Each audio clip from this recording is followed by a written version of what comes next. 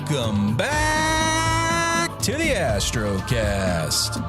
I'm your host, Rue. Today is Thursday, September 26, 2024. The moon is a little less than half now, starting to recede away, coming up later and later in the evenings. If you are lucky enough to have clear skies, that means more nice imaging time for you. Hope everybody's been doing well. I've been quite nice, just very busy. That's how life is. If you're an adult, then you know working takes up a lot of your time. Time that you might otherwise spend, I don't know, sleeping until noon, like when I was 13 during the summertime. But those days are long gone, and although I can't go back till sleeping till noon when I was 12 years old, I can afford to buy telescopes, and that is something that makes me quite happy, as I'm sure it does many of you. With all the pain and heartache that comes with being an adult, there's also some good stuff that comes with it, particularly if you're willing to work very hard to get said good things, as has been the case with me over the last few years. Things are kind of on the upswing, and I'm quite happy about that. Not to disparage anybody who hasn't had a good time over the last few years. Doesn't mean that you're not working hard at all. It's just that life tends to go through cycles. We have our good times, we have our bad times. And if you are having one of the lower ends of your cycle right now, I certainly hope it improves quickly for you. So I mentioned buying telescopes because there's an interesting new one that just kind of came out of left field over the past week. I was just doing my normal perusing of astronomy stores like I always do, because I like to, stare at gear and say, ooh, I'll buy this next, or I'll buy this next. And I'm not going to buy any of it, not anytime soon, but it's still fun to look, right? So anyway, it looks like Astrocast actually has released an interesting new refractor design. And it's quite unique amongst other refractors for a multitude of reasons. So first of all, the most obvious thing that makes it different is the design. So it's one of the small refractors. I believe it has like a 55 millimeter front objective lens, which puts it in line with the, somewhere in between the Red Cat 51 and 61, which are definitely very small, very portable telescopes. But what's interesting is that it actually has an adjustable aperture, which is something that is incredibly uncommon among telescopes. In fact, I don't think I've ever seen what you would consider an actual, quintuplet refractor, astrograph, if you will. And I will, because astrograph means that it is specifically made for taking photos and not for visual astronomy, in case you've ever wondered what that term refers to. Quintuplet, meaning that it has a quintuplet number of glass pieces inside of it. And that tends to put it in a very, very sharp area as far as small telescopes are concerned. One of the beauties of your smaller quadruplet and quintuplet type design refractor astrographs is that they tend to have very, very, very sharp flat fields if you get one of the good ones. And though this is a very, very well-priced telescope, it does appear to be a very good one too, from what I've seen. Trevor over on Astro Backyard has actually already put up a brief review of this new telescope, and I was able to watch it a couple days ago, and his end result image was actually quite nice. Sorry about that, guys. I had to stop for a second. I realized I had my headset plugged into my earphones because I use my gaming headset for my earphones when I'm recording, and I realized that my mic was plugged in to that headset, and my mixer was picking up on the USB channel input from that mic. So if the audio quality was a little rough there for those first few minutes, I apologize. But anyway, back to the new refractor from Astrocast. So yes, adjustable aperture. That's very, very interesting to see on a telescope. And the very first thing that I thought when I saw that was, did Astrocast repurpose a camera lens to be a telescope. Now, after looking at the videos and everything and seeing how the focusing device actually works in this telescope, I do not think that is the case, to be clear. But I just found it very odd that they would do an adjustable aperture. So in case you don't know what I'm referring to, the aperture of a telescope is basically denoted by a number called the F number. So F 5.6 would be a very common aperture for a doublet refractor, for example. And this particular telescope is f4.8, and it can be changed with that adjustable aperture ring all the way down to f22, I believe. Now, what's interesting about that is that generally speaking, your telescopes have fixed apertures, meaning whatever the widest open aperture, in this case 4.8, it's going to stay at 4.8 the whole time. And the reason why you would want to do that is because it lets in the most light at that setting. If you were to do what we call in photography, stop down the lens, and that means change that aperture into a higher number. I know that that's very backward sounding, but the higher the number with f-stops, the less light the lens is letting in.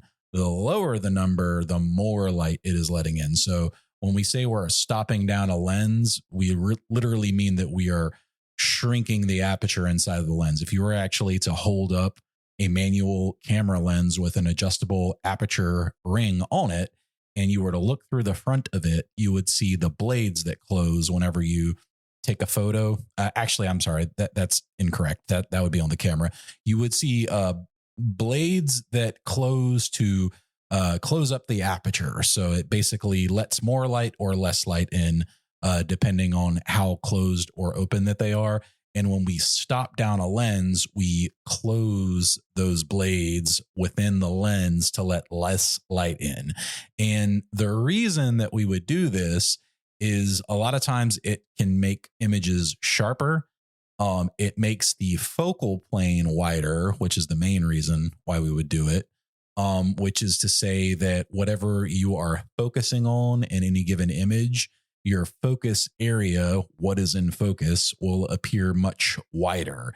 If you were to take, let's say, an f2 lens and stop it down to f11, you would have a much wider focal plane. Now, the situation you would want to do that in varies a little bit, but generally speaking, it could be, for example, you have a large group of people and you want to be able to get all of their faces in focus whenever you're taking that image.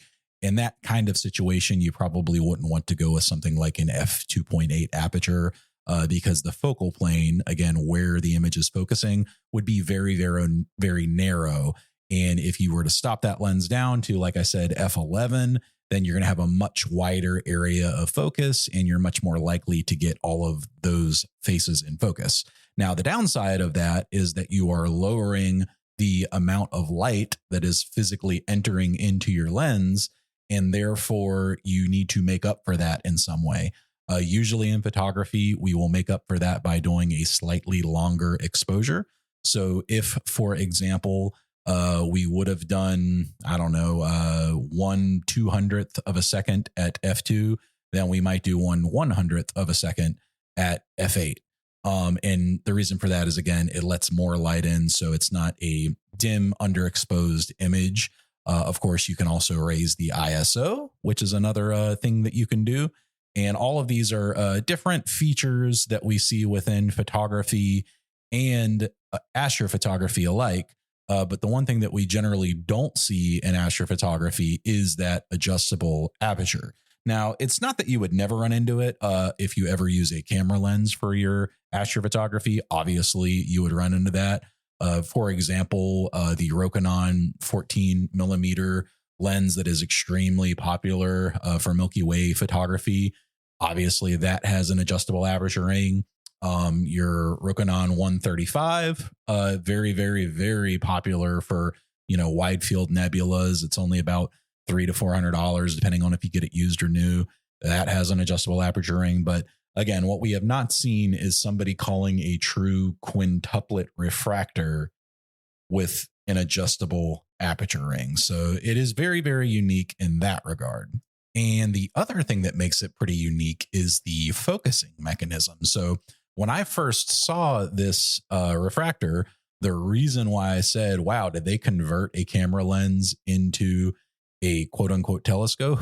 That's what I was thinking, but that's because I didn't quite understand the rings that are on the telescope that to me looked like standard adjustment rings that you would have on a modern camera lens, control rings, that is, are actually the focusing mechanism. So it didn't occur to me that it didn't have a Crayford style focuser on it. It has what is called a helical focuser.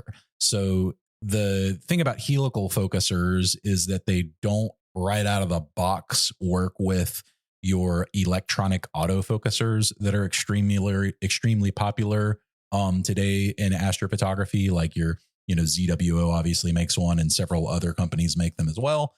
But without some modifications, basically, it's very difficult to use one of those, and you would be therefore manually focusing. But what is cool about this is, though it's a helical focuser, it has two focus rings. It has both a coarse and a fine focus ring. So you can get it pretty dialed in with the coarse focus, make the stars small, and then get the fine focusing ring and adjust that until it's perfect. Now, they do actually sell a kit with this lens that will allow you to attach an electronic autofocuser. So I don't want you to think that like it's impossible to install an autofocus, but Trevor from Astro Backyard mentioned that he actually rather enjoyed using the manual focus on this telescope because he felt like he was able to really precisely dial in that focus. So just to recap, the actual model of the telescope, in case anyone's curious, is ASCAR SQA55, the 55 denoting the 55 millimeter objective lens. And it is going for $795. If you want to buy the autofocus kit that you can use to attach an autofocuser to it. Now, mind you, this is not the actual autofocuser, but rather a kit that allows you to install your autofocuser, because you have to have a belt drive focusing system with these types of situations since it's a helical focuser. And it's pretty competitively priced at $79. Although I will say the kit that I bought for my Rokinon 135, I think actually when I factor in everything, and I don't even know if the two compare really, because that's actually a whole tube ring system that comes with that lens. And then it also has an attachment that you can purchase for the EAF. And I believe adding that specific part on, the EAF part, is only about $20. So it's kind of its own unique product in that it is made for this refractor, the SQA55. Although it does, I believe in the description, it alludes to the fact that it could work with other helical focusers as well. And then it has some kind of nice features over the one that we have for the Rokinon 135, such as an adjustable tension knob on the belt. So if you get any backlash, you can adjust that out, which is pretty nice. But basically the same similar idea as what you would have on a standard Rokinon 135 lens that's built out for astrophotography using those very popular 3D printed tube rings that they sit inside. That's actually what I have for my Rokinon. That's why I mention it. And it's an extremely popular setup. If you've ever looked into the world of 135 lenses for astrophotography, you have undoubtedly seen it. If you haven't, feel free to check mine out on the Facebook Astrocast page. I actually have some photos of it posted, and I'll actually repost them so they're more recent. You don't got to scroll down too far. So definitely a very cool telescope. I'm debating what my next scope's going to be, as a lot of you guys know, and that kind of brings me to my next topic. Because if you remember last week on the show, I was talking about how I was pretty much ready to pour my pier at the house. I had actually gone out and bought my concrete form tube.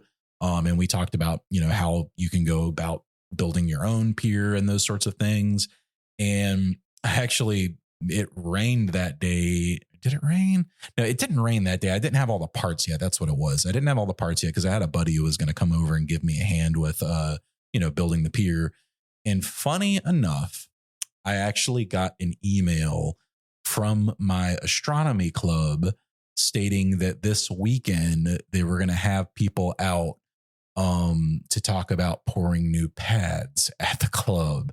And that if anyone was interested in getting a pad at the club, to make sure that they show up this weekend, because they're going to go over pricing and details, et cetera, et cetera. I can't pass that opportunity up. I know I said that I was going to make one at home, but it almost felt like, forgive the pun, but the stars aligned whenever that happened, because I already had kind of mixed feelings about making a permanent pier at my house just because the light pollution is so bad around here. And that's not to say I won't do it in the future. I've probably will. I mean, I very well may, but if I could get a pad down there, I can build an observatory that I can run fully remote from my house. And that's kind of the dream, because the skies are so much darker down there. It's a Bortle 4 compared to a 7. And if you live in a 7 and have visited a 4, I probably don't need to tell you the incredible difference that it makes in the night sky. You can actually see the Milky Way very clearly. You get magnitudes of stars more than you can see from the 7, 8, 9, or 10, wherever you happen to be. And just overall, the sky quality is just so much nicer. So being that that's the case, I don't want to miss the opportunity. I also know that our club doesn't have a ton of room left on the property. So there's only, a limited amount of pads that you can put on, a certain size property. They might expand in the future and get more land, but that's not a guarantee. That would depend on if, people want to sell and we have enough money to buy, and a lot of different factors go into that. So I want to make sure that I am one of the people who at least has an opportunity. So I'm going to go down this weekend and I'm going to see my buddy Rick. Maybe Jeff will be there as well. Sometimes he is. I don't know. It's a daytime trip, which is going to be weird. I always feel odd when I go down to the observatory during the daytime. I probably shouldn't. In fact, I should probably make more daytime trips. That brings me to a point that I want to quickly mention to you guys. If you are a member of your astronomy club or you're thinking of joining one, please think to ask about things that you could potentially help with around the club. Because one thing that I have found out is it's not a super glamorous job to run an observatory, to be a director. It's a lot of work for the folks who do it. And they're doing it because they really love astronomy and they really care about their clubs. And there is a lot of work that needs to be done to keep an observatory up. Just little things that you wouldn't think about, but like mowing the grass is a lot of work for somebody who runs an observatory, because there's usually, a lot of pads and then a lot of grass in between those pads, depending on what the design is. And it's a pain. It takes a lot of time and energy to keep the grounds up at an observatory. And that's just one of the many, many, many things that they have to do. So I say all that to say, volunteer a few hours of your time over the coming months if you get an opportunity to. I'm sure that your club would absolutely appreciate you doing that. So anyway, that kind of put my plans for the home pier on hold, because if I'm going to be paying money for concrete, I might as well go talk to these guys and see about pouring my own pad. So my goal would be to have a pretty good sized pad, because I would want to do something very similar to what Rick and Jeff have. They actually share an observatory together down there. I'm actually bringing my buddy, who I'm hoping will also share an observatory with me, because we can get a lot more done if we work together. And basically 2 piers on a large pad with a roll-off roof. And then on the kind of the other half of the pad from where the piers are, they actually have a warm room. It's quite nice. They've got an air conditioning unit and a heater. They've got a bed in there, which is awesome, because, when it gets to be 4:00 in the morning and you're done imaging, or heck, even 7:00 in the morning, if you're staying till sunrise, you can be really exhausted. And honestly, like I usually end up leaving around 3 or 4 when I'm just so tired I can't take it anymore. It's dangerous driving home on these country roads at 4 o'clock in the morning. Deer are everywhere. They'll hop out right in front of you. So just to be able to literally go down on a Saturday night, image till 3 o'clock in the morning, and then sleep for 3 or 4 hours and then get up and head home would be incredible. Not to mention that would give me a place to put a computer, monitors, etc. So we have a nice setup for running the observatory remotely. So I got a whole lot of plans. It's an amazing project. I think I have enough time and money to pull it off. I'll make it work. I always find a way to make it work. And that will be the plan. So stay tuned for that. I will let you know how it goes on next week's show. And hopefully I will have awesome information to share. So yeah, just to wrap up on the ASCAR though, very, very cool telescope. Again, it's going for $795. If you want to get that autofocuser kit, $79 to get that, plus an autofocuser, which is another $200 if you go the ZWO route. Honestly, I don't know if I would use an autofocuser with this one. I'd probably just get a bat knob mask and call it a day. But that kind of leads me to a point that I want to make on these, and that is that the price is very, very good at $795. I don't know specifically what the build quality is like in comparison to something like a Red Cat, because although it's $795, the mini cat, which is the 51 that they just released, or I think it's on pre-order right now. In fact, it'll be back in stock in mid-October if I'm glancing here. And the Gen 3 Red Cat 51, I don't know if the mini cat is like a completely different telescope or if it's a new version of the Red Cat 51, but they both have 51 millimeter objective lenses. They're $898, so about $100 more, 4 millimeters smaller objective lens, but they have a built-in bat knob mask. William Optics is known for those.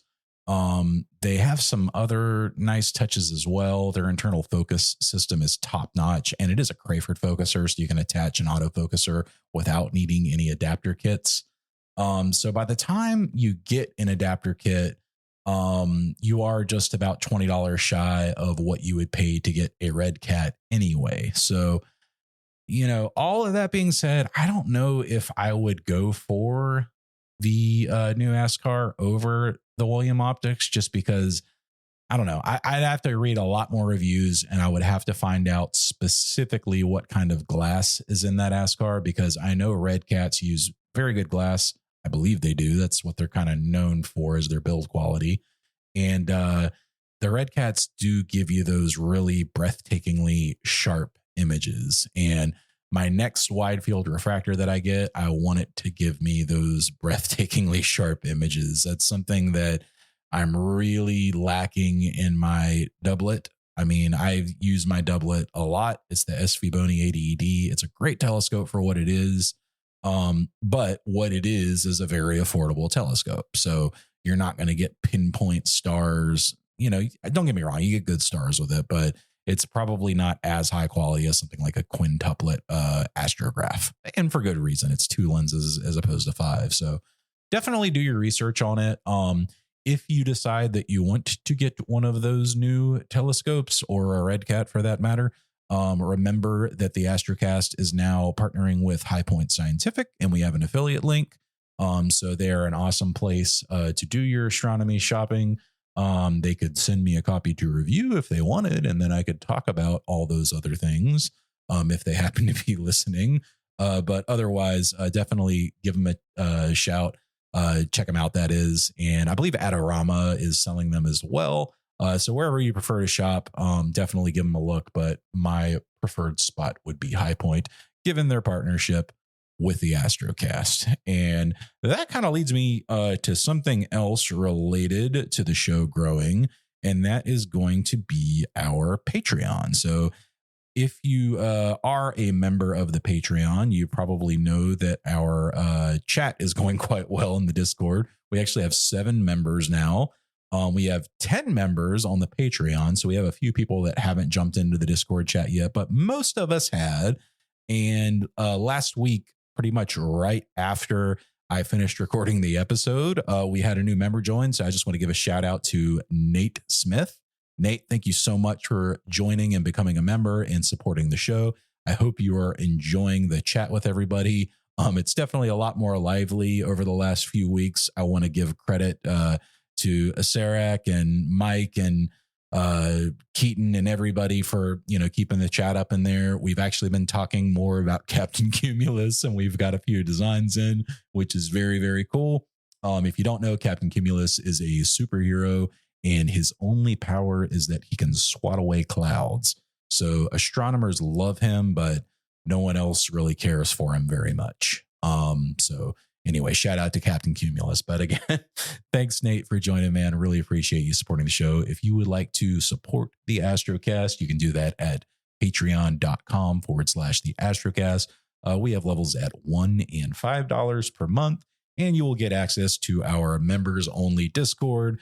It's going pretty well. I'm actually starting to think about star parties. I want to get everybody together pretty soon on a Saturday night. Hopefully it'll be clear for most people, and we can do a little bit of streaming and stargazing. And one other little thing to mention about the Discord, we have 7 folks in there now. I decided I'm going to give the first 10 people the founders tag. So it'll say founder beside your name when you join the Discord. I'm not going to give that to anyone else past the first 10 members, because to me, the first 10 will be the founders. We might have other titles and such for people who come after that. But if that's something that you want to get, feel free to jump in, and that title will be yours. In other news, Comet C2023A3. It is doing well. It's doing very well. And in fact, I checked Stellarium before we started recording, and it's definitely getting brighter. It looks like it's going to be, actually, let me check and see here real quick, because it might already be, let's see, what's today's date? 9/26. Yeah, I don't know if it's messing with me, but it's saying magnitude 0. So it's got to be pretty darn bright in that early morning sky right now. Now, unfortunately for me, I have a cloudy mess here in Charlotte right now, but I'm going to go ahead and check my weather app for the weekend and see if somewhere nearby in the hills, you can drive about an hour west of Charlotte and get to the mountains in one form or another.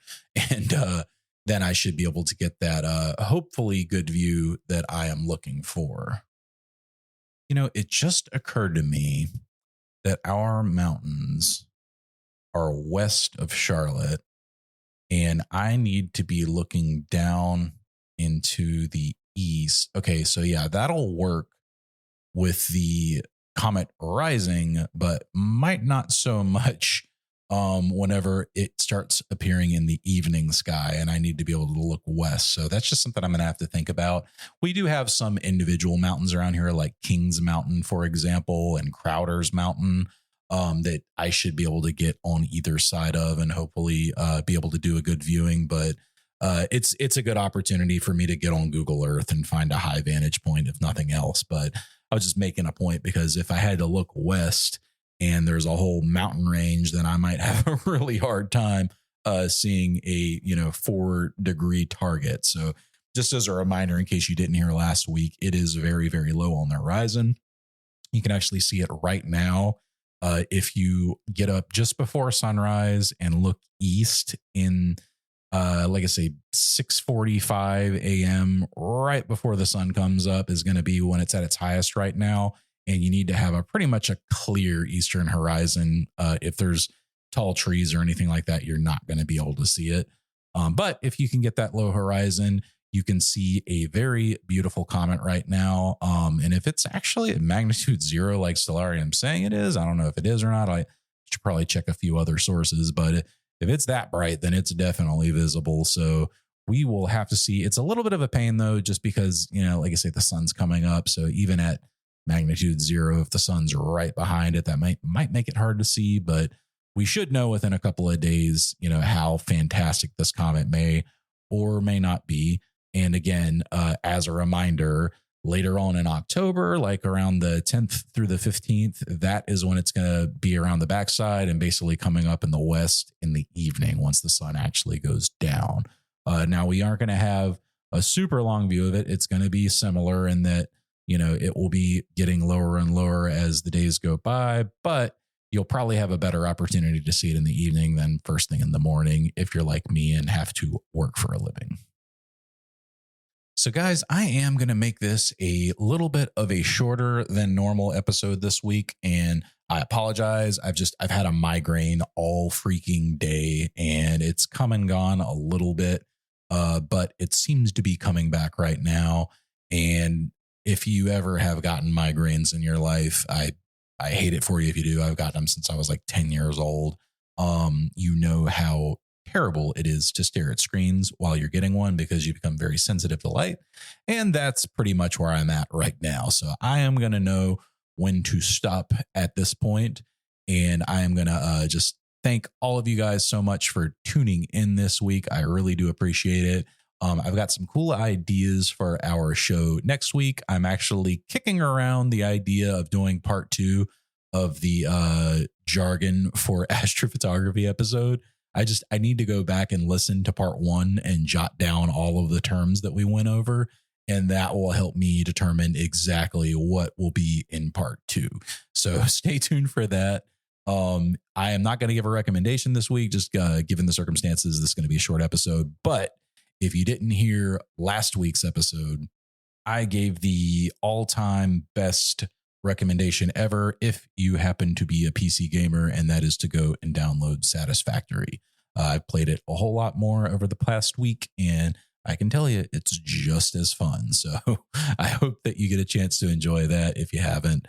Again, a little bit cloudy in my neck of the woods, but I hope that you guys are getting clear skies. I certainly hope that mine will be back within the next couple of days because I am dying to get my telescope out, but that's how it goes. Sometimes we can't control Mother Nature unless our name is Captain Cumulus.